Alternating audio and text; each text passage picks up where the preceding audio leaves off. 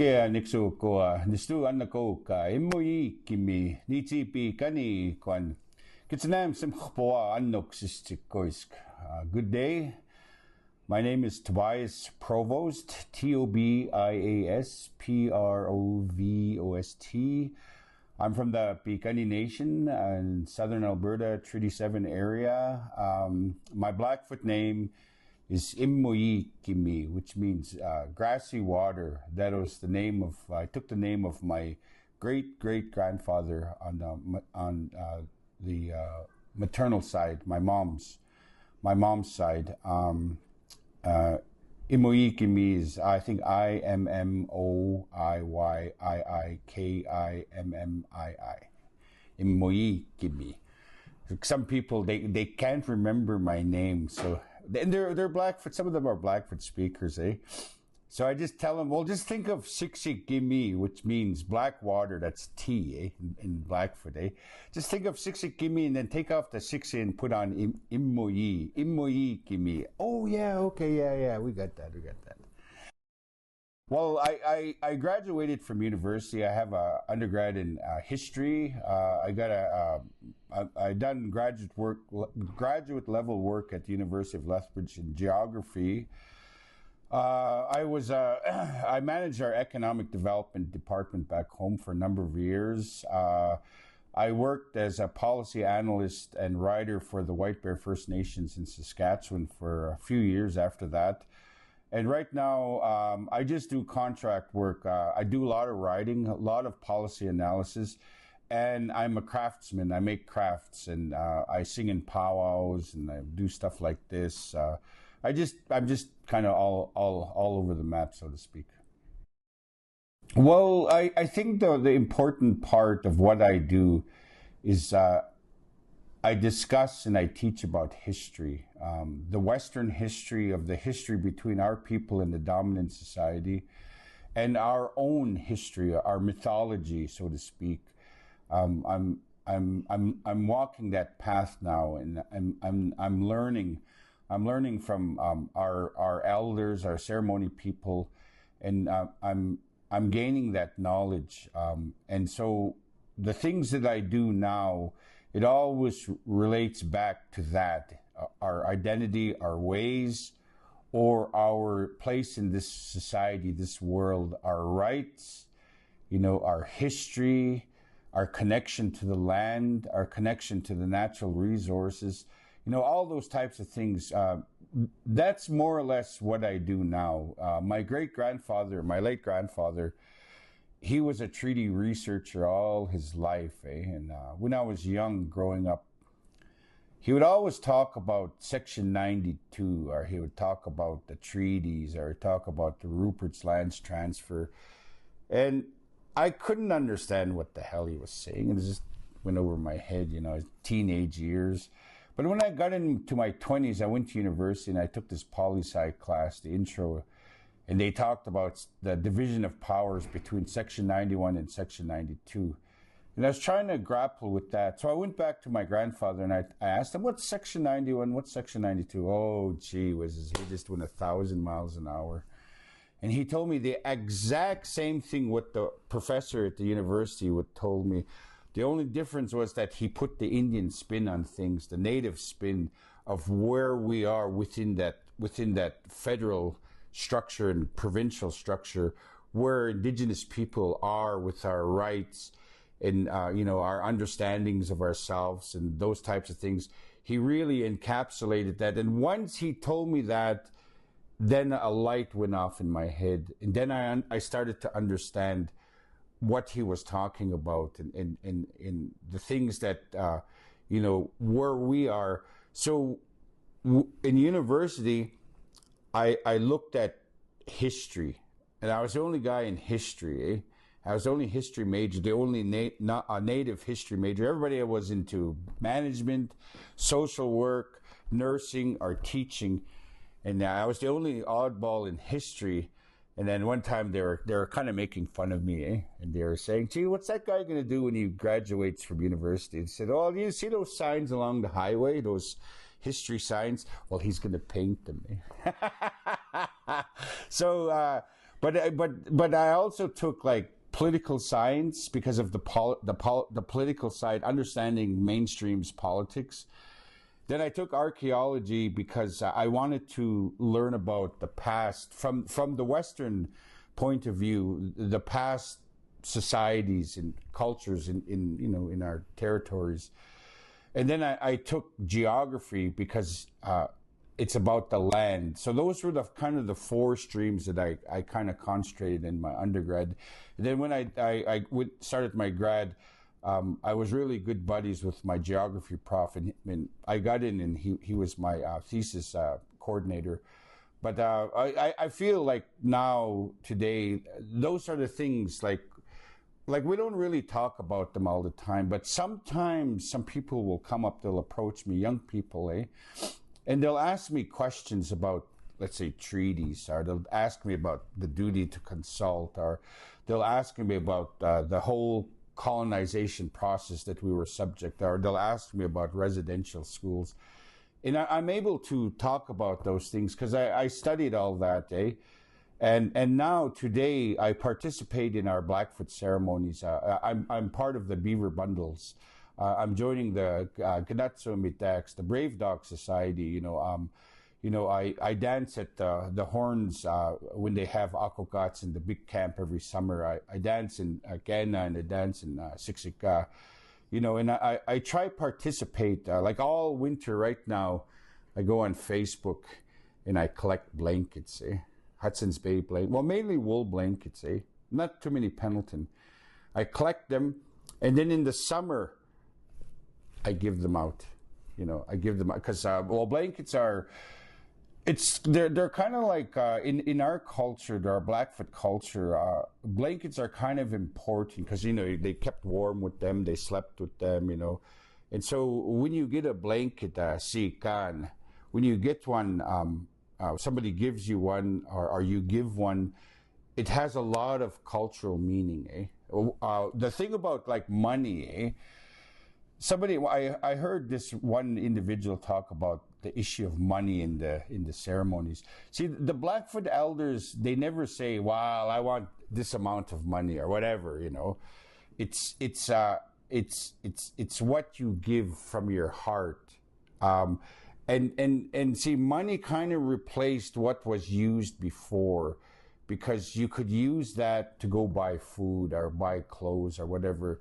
And it just so happened is that it transitioned into that. So we use that, but like usually we have a giveaway, like if we're doing a transfer, they give horses, they give rifles, they give blankets, they give tobacco, they give food, and they give money, And that's part of transfer payment, and it's like what you give is whatever you're getting. That's what means. It means something to you, because there's, well, I don't want to say power or energy, but there's something in our bundles and our ceremonial ways. There's things there that when you use them, there's always somebody listening around, and you ask them, like let's say the Aniskim, you ask, and they'll help you, So then when it's time for you to transfer, then you transfer to the next generation, because in the white man world there's education, but in the black world there's how do you say Ipumoa. It's the transfer, and in our world we have all our different societies, and we have different bundles. We have different ways in our world that our people live by. It's because they lived off the land, and these things all came from the land, And an individual will go through all these societies, and they'll own medicine pipe, they'll own beaver pipe, or whatever, And then they get to a stage when they become an old bull. They've gone through all these societies, and then they're the ones who in turn, they'll run the sweats, they'll run the meetings, they'll do the openings, because they've gone through all that.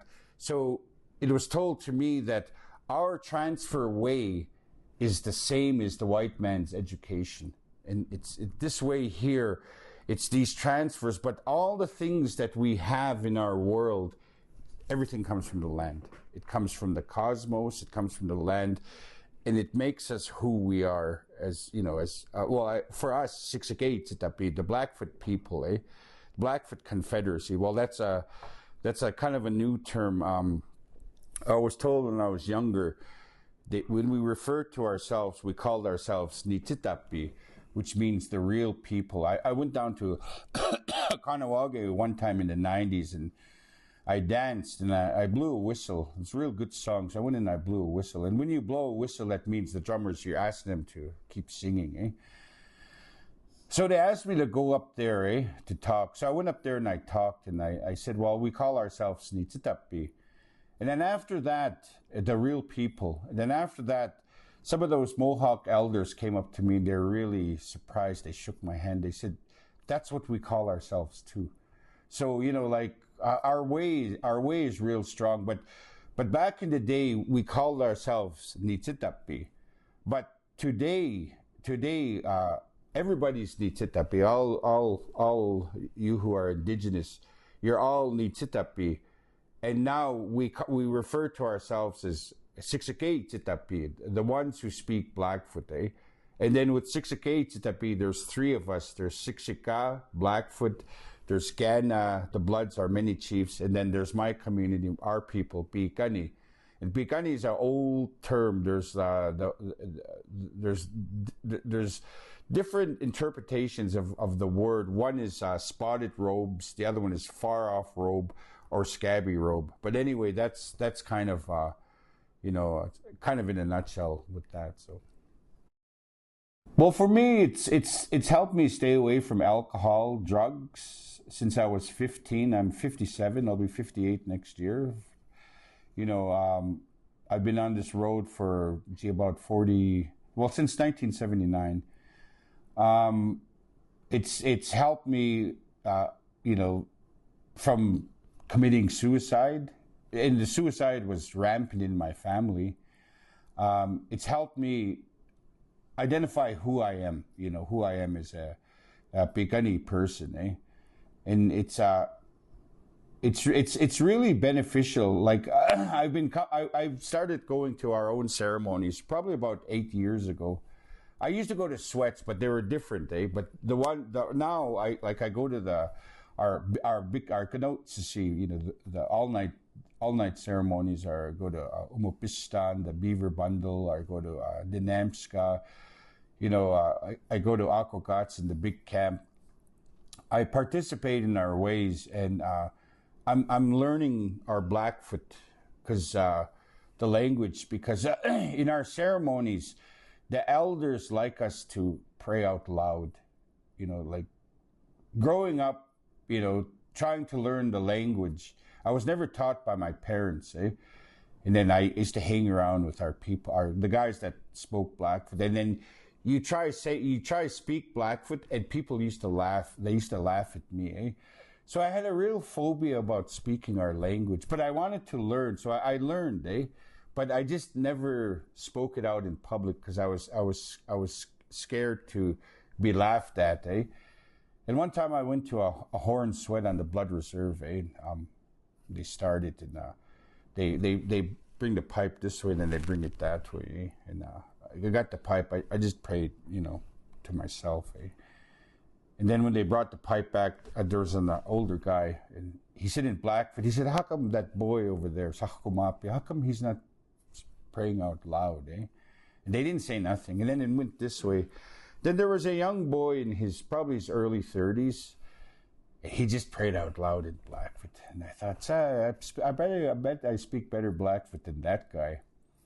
So my next gathering I went to, it was in Siksika this time, and the pipe came this way, And all those young guys, they all pray in Blackfoot. They don't speak good Blackfoot, but they stay, they try out loud. Then it got to me, and I smoked the pipe, and you go 4 times, like that, with the smoke, And the first one is you always pray for the one that offered the pipe that sponsored the gathering, Then the second one, you pray for the elder that's running the ceremony. The third one, you pray for all the people in the ceremony. And then the fourth one is you pray for yourself and your family and your loved ones. So then I got it. Then it was time to pray. And I thought, what the hell? I just prayed out loud. And then I done my prayer and then I finished. Then when it was over, I told all those people, I said, this is the first time I ever prayed out loud in Blackfoot. Before, if I try pray, I had a real phobia of speaking Blackfoot because people will make fun of me. They used to laugh at me, But then, see all those young guys just coming to me. We say "ta." "Ta" is like it's like an expression of surprise. "Ta," they tell me, "Ta, we thought you were a fluent Blackfoot speaker." But anyway, that's just the story of the language. They're all pretty well the same.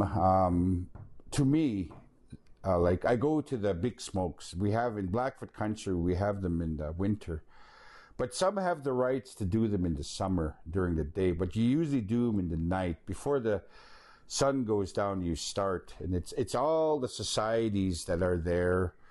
And all the bundle people. The men are all on this side, and then the horn women will be there. Then the rest of the women, there'll be the main ones up here. Then there's 4 elders, and then the rest are all the women, And like I go to those, like they help me because we go in our Blackfoot world. We get painted, We use the red ochre. And we always give like a payment, and you never give it to the ceremony person. You put it in front, down on the ground beside them, And so I always go there, and I always and then they ask you, do you want any special prayers? And yeah, okay, sure. And my youngest son, he got involved with a girl, and she passed away from OD a couple of years ago, And they just kind of went off the deep end, they were on the street here in the city, And every ceremony I went to, and every time I painted my face, I always asked, Spumos, my boy, help my boy, Kamutsipis, Ganasukapi, so that he's safe and things are good. And then I tell him his Blackfoot name, So they pray for him. So every time. And then his late wife, she passed on a couple of years ago, And not even long after that, he came home,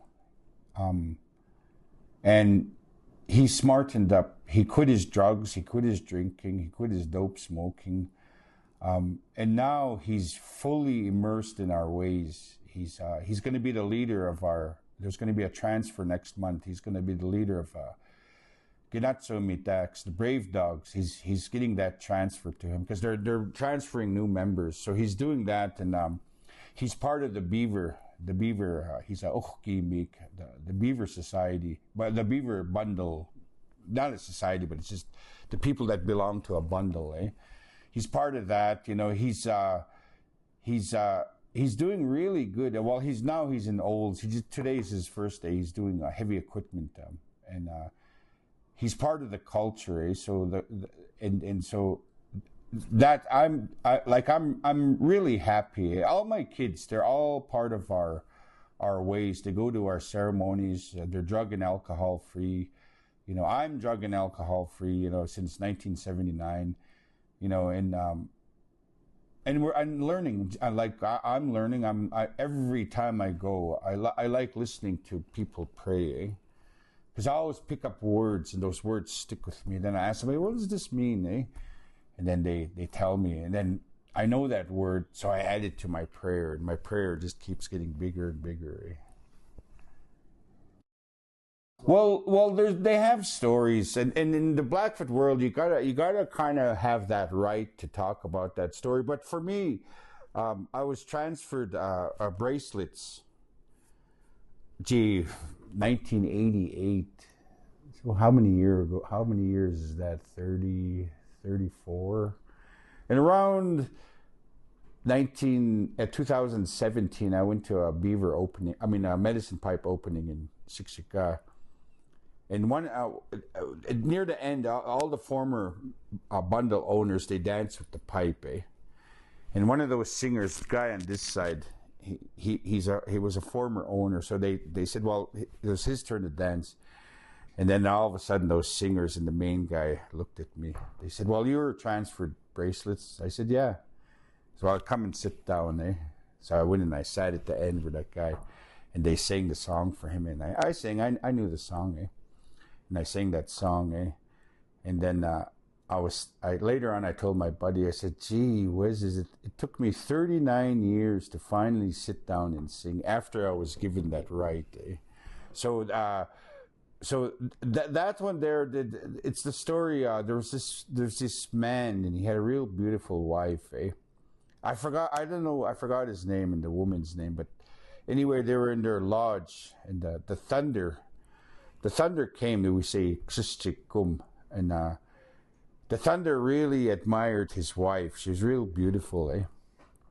And so the thunder came, and he hit the teepee with a bolt of lightning, eh? Knocked everybody out, and went in there, turned into a man, went in there and took that woman, eh? Then he brought her back to where he lived. He lived in the mountains, actually where the crow's nest passes, where they're trying to do all that coal mining. There's a mountain called Crow's Nest Mountain. It's all by itself. That's where he lived. Anyway, he brought that woman there, and so that when they got up, the woman was gone, eh? And then the man told all the people, gee, where's my wife, eh? Nipitam, Natsiks. And they said, nobody wanted to say anything, eh? So at that time, we used to talk to the animals, eh? So we went out to the animal world. He's asking all the different animals, see my wife? Now everybody, they all knew that Ksistikum took his wife, eh? Upitam. And they wouldn't tell him. So finally, he went to this one bird. We call them Ikstoibiksi. They're cold birds. They stay in the winter, eh? They don't fly south. Like, there's a lot of birds that they fly south, eh? But this one, he stays around. That was the raven. We say umchsapiksi, big crow. Oh no, umchgeistu, big crow. That was his name. And so he asked Umchgeistu, he said, you know where my wife is? And Umchgeistu, he wasn't scared of Ksistikum. He said, I know where she's at. He says, Ksistikum took her there. They're up and where he lives. So let's go up there. We'll challenge Ksistikum for your wife. So they went up, went walking west, eh? Well, I guess Umchsapiksi was flying, but the man was walking, eh? Anyway, they got to the Crow's Nest Mountain where Ksistikum lived. And so he told Ksistikum, well, come out. You took this man's wife. And the Ksistikum told well, I'll challenge you. We'll see who's got better power, eh? So Ksistikum, he started doing what he does, thunder and rain, wind, lightning, and everything. The man was standing there just scared, eh? Skeet, so is what we say, eh? Anyway, and the thunder done his thing. So he was finished. And so it was his turn. So what he done, because he's a cold bird, he started flapping his wings. And what he done is he called the north wind. The north wind came and brought the cold air. Brought the cold air, and everything turned into winter. It's just cold, snow, ice, everything. The rivers froze. Everything is just cold north wind. How it is on a winter day, eh? And in the winter, the thunder, Ksistikum, he has no power. You never hear. Well, now with global warming, you hear the thunder now in the winter. But back in the day, the past, the thunder was only in the spring, fall, summer, but never in the winter, eh? And so what he done is he made Ksistikum's power pretty well useless. So it was kind of a draw, I guess, a gentleman's draw. So Umakagestu told Sister Kumal, you gotta make amends. You gotta make amends. You gotta give this man back his wife, Upitam, and you gotta make amends. You should give him your pipe. So Sister Kumal, what he done is he gave that man his pipe. He said, in the spring when you hear me, you open up and you dance. You open it and you smoke my pipe. In the fall, before I leave, you open it up again. Same thing. So today, what he done is he gave that to our people, the Namska, and those are what they call the thunder pipes, and that's one of the bundles in our Blackfoot world. That's the story that I heard. Well, I guess we're like every other community, you know. We've got the non-believers, we've got the atheists, you know, we've got the pan-Indians, and we've got the Christians, eh? But we do have a lot of people that still go to our ceremonies. It's benefit our people. It's the reason why is because it's who we are. It's our identity, and it's the one thing that connects us to the land, and it also connects us to the universe, the cosmos, you know, the air, you know, and everything that we have in our world was given to us by either the animals, the land, the wind, like the thunder, the stars, kakatusiks, so we say, and the ones who follow our ways, it's benefited them. But you know, there's other ways that people follow, and it's, you know, spirituality, prayer, atsimoiskan, you know, that's it's powerful, whatever which way we do it. In our world, like, we don't tell people, you shouldn't be doing that, you know, that's the white man way, eh? For us, if somebody's praying and living a good life, well, so be it, you know. But it's benefited our people, you know. But again, you know, we're like everywhere else. We have a lot of, well, there's suicides. There's now there's this opioid epidemic, and a lot of our people have gone. You know, there was this one gal back home. She had a dream about this old man. He passed away in the 60s. Biksokomi, mystery caller. And he came to her and he told her, he said, there's a lot of young people going to where he's at, eh? He says, and they're mad and they're upset. It's because they left too early. They never had the chance to live their lives. And now it's too late. They're already over there. So essentially, he was telling her to pray for those. Pray for our young people, manitapiks, so that they find their way and that they live their life, live a good life. You know, that's just a dream I heard. Eh? Well, all of them, like, I guess society, like, you go to McDonald's, eh? And you order, you go up there, and there's always a East Indian or Napi, like a white person, eh? You know, to be there, or Siksapi, you know, black person, black white man, and you tell them, okay. They just look at you with real big eyes. We tell, well, you're in Blackfoot territory. Don't you know what okay means? And they don't know. You know, the society just doesn't know. You know, because, like, for us as indigenous people, you know, white society has pushed us to the periphery. You know, if we look at, like, all the things right now, the opioids, the people in jail, the unemployment, all the social issues, eh? It's a result of this whole colonial policy that we were subject, you know, and the reason why we have to ask ourselves the question, well, why did they do that? And I have to go back to my grandfather. He said it's because of our land, and it's because of our resources. You know, when you look at the wording of Treaty 7, NSC is what we call treaties, eh? See, like, treaties, we've always had inesty with other tribes, the Cree, you know, the people down east, we always entered into agreements, and they were of mutual benefit for both entities. We also had treaties with the animals. We had treaties with the hoofed beings. We agreed that we'll only eat the hoofed beings. We won't eat the clawed beings. We had treaties with the cosmos, the stars. We had treaties. We had Inesti, and the present chief of the blood tribe, Roy Fox, Makinnima is his name, Blackfoot name. He said the governments of the United States and Canada will never truly understand the essence of Inesti, the Blackfoot perception of Inesti, the treaties.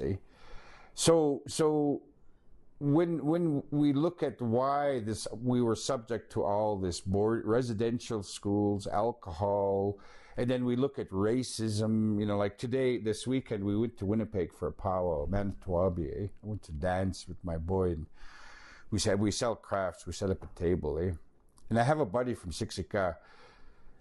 So we drove through Regina, and on the east side there was a town called Moosomin, about an hour and a half. We got a room there. We slept, But he went to Regina, and he was telling me, he said, well, we went to this hotel, I don't know if I should say it, but anyway, we went to this hotel. He said, we were outside, and we asked them, do you guys got a room? And they said, yeah. He said, well, we're parked outside. He said, well, come in. So they walked in, him, his wife, and his 3 daughters, natives, And as soon as they seen them, they said, oh, no, we don't have no more rooms. So, like even the minorities discriminate against us. There's that subtle discrimination, They don't want, they say in university there was this sociology project done out of the University of Toronto. This is one class, sociology class. And they done this concentric circle, and they made the little circle in the middle, And so those were the English, the ones from England. They're in that middle, that center, and after they defeated the French, they're in that middle circle, that center circle, And in order to get in that center circle, you have to achieve the attributes of them, what they think a person should, they should have property, they should be educated, they should have economics, they should pay taxes, they have the ability to run for political office, all the things what this society is about. You come to the city of Calgary, $1 million homes, 20-year-olds living in $1 million homes, but yet our people are living 18 people in a house,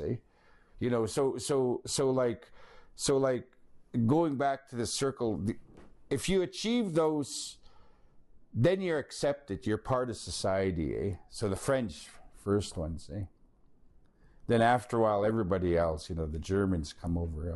They achieve all that, achieve social mobility. They're in there.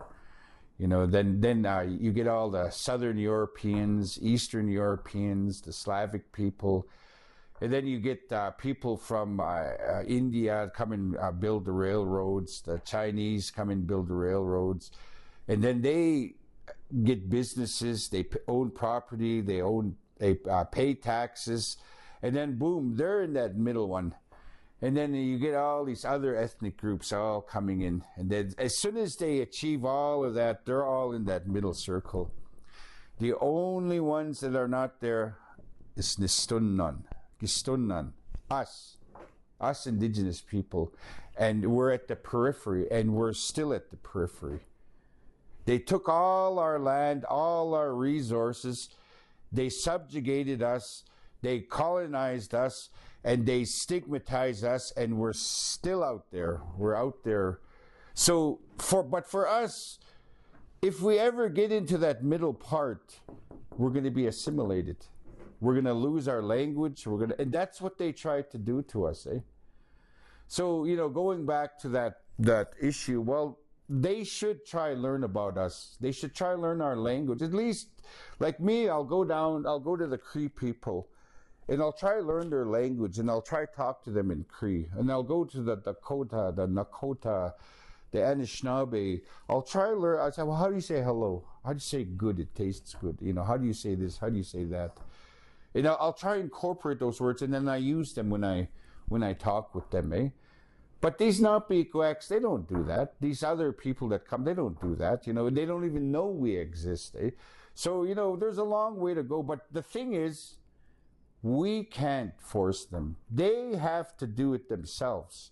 We can stand on a soapbox and yell till we're blue in the face, but it'll never happen. They have to, eh? But for us, we have to search for our identity because we've gone through all of this stuff, and we have to learn our language. We have to learn our songs. We have to learn our history. We have to learn our connection to the land, We have to learn about the medicines, and we have to learn the songs that are tied to those medicines. We have to learn the animals, the songs that the animals gave us. We have to learn all these things, and so for us, well, yeah, reconciliation, whatever the hell that means, that's there. But for us, we have this road because we have all these barriers that we got to deal with, eh? We got to deal with their religion, their indoctrination, the residential schools, So all these things, those are the things. So for them, well, they should learn. They should learn our language. They should learn our history, Well, Lethbridge now, the greeting is a big sign, okay. As soon as you drive it, there's a sign, okay. That's hello. Well, at least that's a start, eh? Well, just for me to live my life and to share the knowledge that I have, like back in the 70s and 80s, we'd go to ceremonies, and it was all old people, eh? And they were the ones that, when they were kids, the elders at their time were the ones that hunted buffalo. They were the true Bikani, eh? And then they were subject to that. They got the transfers, but then they went to boarding schools, residential schools, eh? There was a time in the 50s and 60s, in the 40s, I hear, people were scared to do the big smokes, do the openings. There's a story of a priest, eh? In our big smoke, you have to the one that sits in the middle. He goes out and he gets the offering. It gets done, eh? Then it was in a teepee, eh? Went outside, and here he seen the priest, eh? I don't know what the hell the priest was doing, and he had that. It gets done. It's like a kind of like a cross, but it's nothing to do with Christianity. It's an offering, eh? And when he seen that priest, eh, and those guys are inside, they sing 4 times, eh? they said he just had a guitar. He was just hiding behind it, eh? They had to go underground, eh? And then when I was younger, and then I used to go to some of the ceremonies, it was all in Blackfoot, and they never told you, well, what it's about, because you have to participate, you got to get the transfers, and then you learn, eh?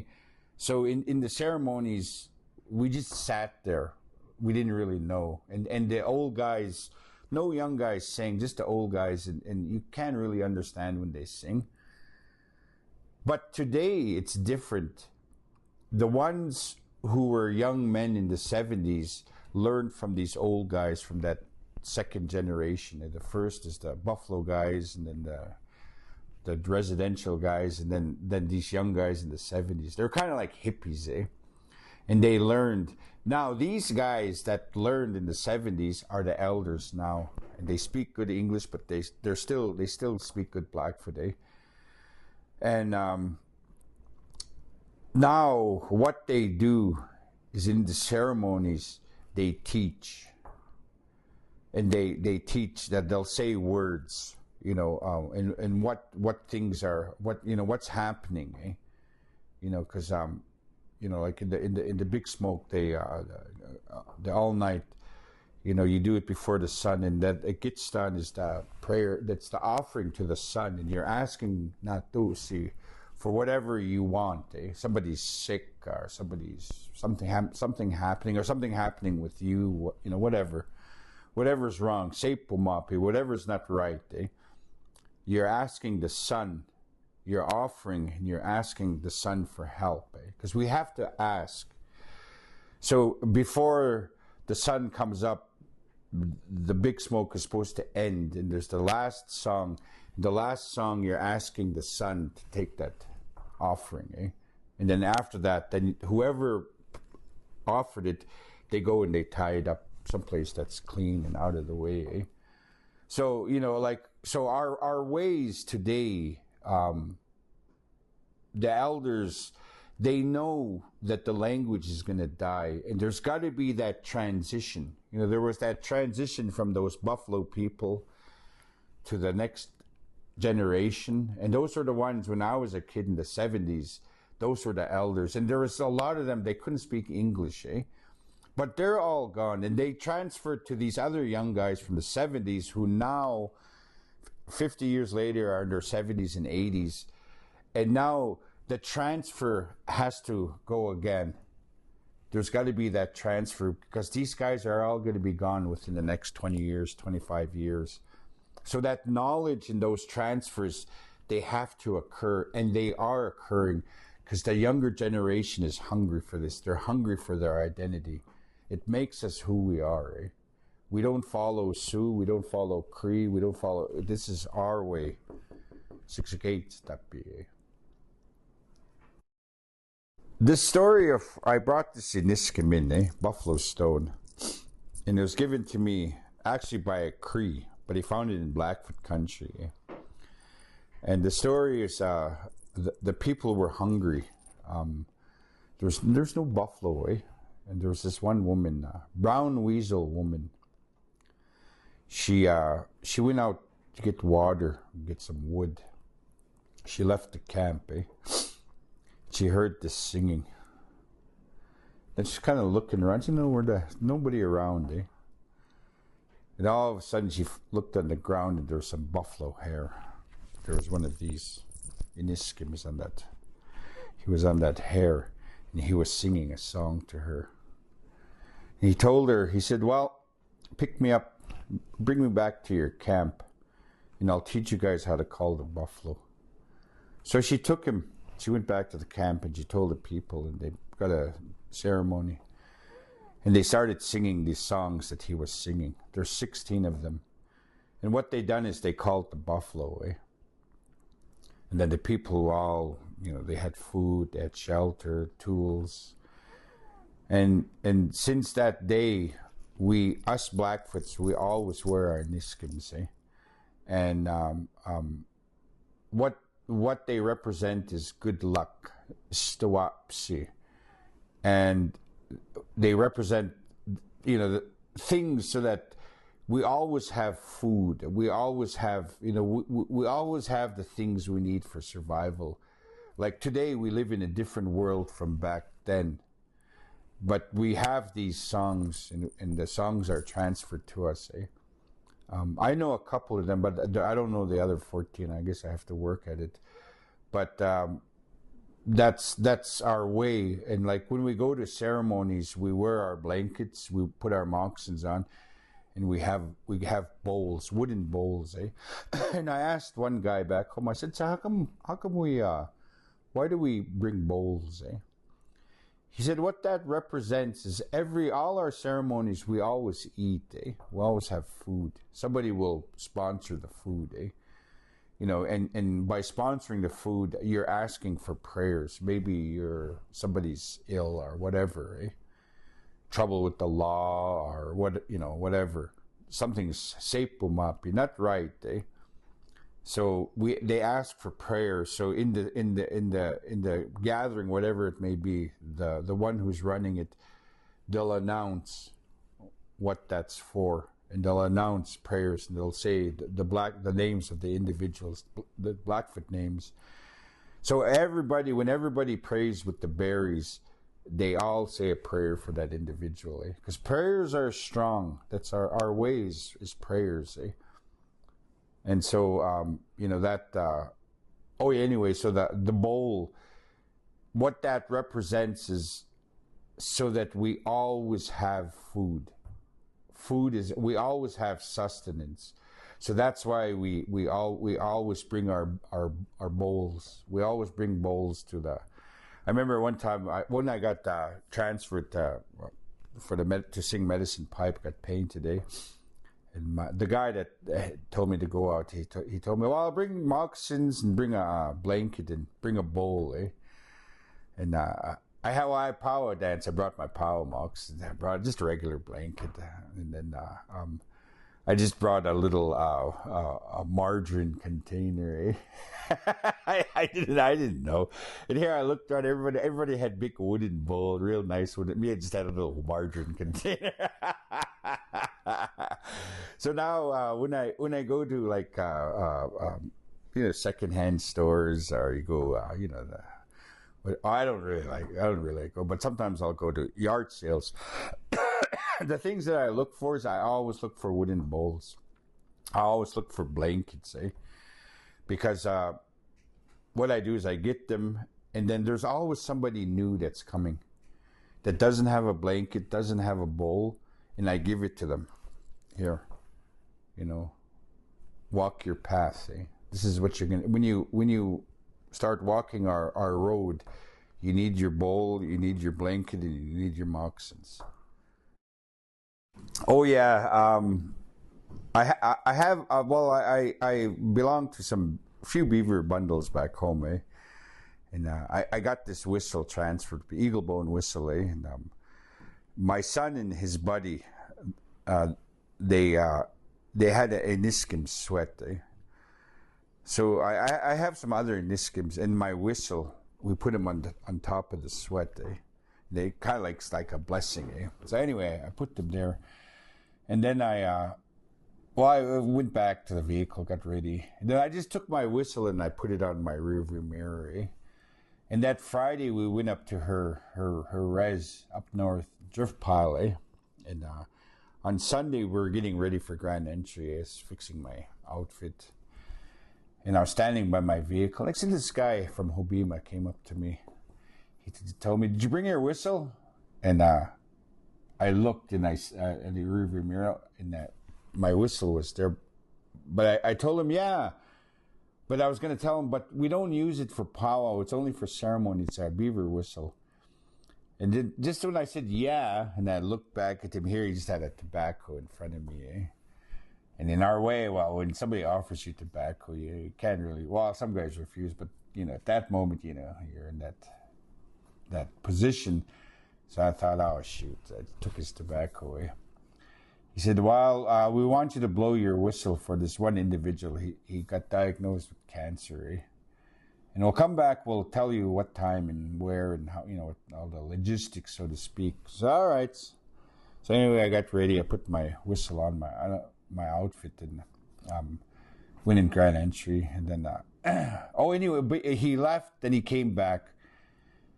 And he told me, he said, well, I know you people use these. This is what I'm going to give you. And he gave me a bag, a little bag pouch. And I didn't know what was in it. I was thinking, oh, it's this guy giving me some cream medicine. Oh, gee, I don't know. Anyway, I took it. Then I opened it up, and here there's a white Iniskim. Eh? In our world, our Blackfoot world, white Iniskims are really unique. Eh? Usually they're different. They're like a red or different color. Well, we paint them red. So anyway, I went out and we blew the whistle, and then I told my son and his buddy and this other guys. I said, well, we'll do it the Blackfoot style. So we'll blow the whistle, and then we'll tell 4 stories, because that's the old way. That's the way you're supposed to do it, eh? So anyway, we went blew the whistle. They had 3 other guys from up in the northern country. Then they all blew their whistles, and that was it. And then I went up to the announcer. I told him, I'm going to tell 4 stories. They said, okay, all right. They gave me Then I told them, in our way, when the warriors used to leave to war, eh? And if they returned, then, that was good that they returned, eh? So in the ceremony, they would always get somebody to tell 4 stories, eh? And you could either tell escape stories, good luck stories, stories of where you were in danger, stories where you've accomplished something in life, or stories about how you were, or public what do you call that, confession, so to speak. As long as you got the 4 stories, eh? And so I told them all, I'm going to tell you these 4 stories, and what it's for. It's like, see, one time, my buddy, he was a dancer from Six Guy, passed on a few years back, 20 years ago. He told me, he said, when you get a Blackfoot name, he said, you do it at a public gathering, and or if you get transferred a headdress or whatever, you always do it in a public gathering. He said, today, the way we think is, those ones, they're showing off. We think like that. We're too much white, too much napi-api. We think like the white man today. But back in the day, we done these in the public so that the public know. So if you get a name in a ceremony or a powwow or whatever, you make sure everybody hears your name so that they all know that's your name. If you get a headdress, you do the transfer in the public. If you get anything, anything that deals with our ways, it's always done in the public. That's our form of public education, eh? So I explained to them, well, this is how we done it, but it's how we learned. It's how our people learned. And if you tell a good luck story, what you're doing is you're giving everybody that good luck. If you tell an escape story, you're giving everybody that energy of escaping danger. If you've done achievements, you're sharing that achievement with everybody. You're giving. It's about giving, eh? So we done that, and then my son and his buddy, they sang an honor song, a praise song, and then we praised the man he was standing right there with his son, eh? We called his name in Blackfoot. Well, he's got a Cree name. We said, well, what does it mean in English? So we translated it into Blackfoot, eh? And then we called his name out 4 times, eh? That's what you do when you praise somebody, eh? See, the praise is really big in our culture, in our way. It's because we're taking an individual and we're praising them for their achievements. See, today we've lost that. We don't do that. We have too much lateral violence. We have too much physical violence in our communities, and we've lost that. But remember, it's because the white man wanted our lands. They wanted our resources. So they done all of this to us so they can benefit. You come again like to the city of Calgary, big $1 million house, 1 man, 1 woman, and 1 kid. You go on the reserve, you got 20 people living in 1 house. Why is it that way? It's because they wanted our lands and resources, and our culture, our way, our language, our history, our ceremonies, everything is a derivative of the land because we are part of the land. They wanted to disconnect us from the land so they could benefit. But for us to become whole human beings again, we have to do that reconnection. So that story of the Niskim, that's just that, I shared that with them. And then that fall, I got it transferred to me. So it's mine now. It's my Niskim, eh? And we can wear them as our protection, but they give us good luck and, the things that are tied to the story of the original Iniskim that was given to Brown Weasel Woman.